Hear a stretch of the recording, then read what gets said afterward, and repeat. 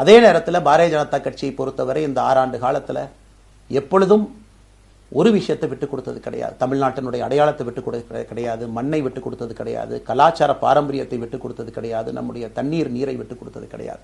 நிறைய பேர் எங்கிட்ட கேட்பாங்க, குறிப்பாக இந்த பகுதி இந்தியாவில் வரும்பொழுது, அண்ணாமலை நீங்கள் தமிழனா இந்தியனா அப்படின்னு கேட்பாங்க. இது எனக்கு ஒரு பெரிய கான்ஃப்ளிக்டிங் கொடுக்கக்கூடிய ஒரு விஷயம். Are you a Tamilian, are you an Indian அப்படின்னு.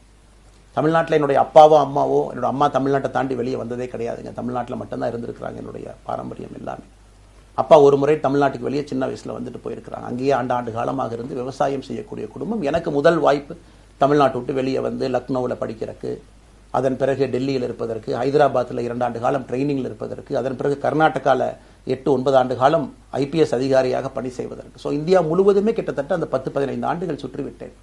அதனால் நான் எப்போதுமே சொல்வேன், நான் ஒரு பெருமை மிகுந்த இந்தியன், ஒரு பாரம்பரிய தமிழன் என்கின்ற அடையாளத்தோடு எல்லாத்துக்கிட்டையுமே சொல்லுவேன். அது இந்த கான்ஃப்ளிக்ட் சில பேருக்கு ஒரு எட்டர்னல் கான்ஃப்ளிக்ட் ஆச்சு. இன்னைக்கு தமிழ்நாட்டினுடைய அரசியலும் கூட ஒரு பெருமை மிகுந்த தமிழனா இருக்கணும் அப்படின்னா நான் ஒரு இந்தியன் என்று சொல்ல வேண்டிய அவசியம் இல்லை அப்படின்னு நிறைய கட்சிகள் அங்கே இருக்கிறாங்க. நான் எப்பொழுதுமே தொடர்ந்து சொல்லிக் கொண்டிருப்பது, இந்தியன் என்கின்ற அடையாளத்தோடு ஒரு பெருமை மிகுந்த தமிழனாகத்தான் எல்லா இடத்துலையும் இருக்கிறேன்.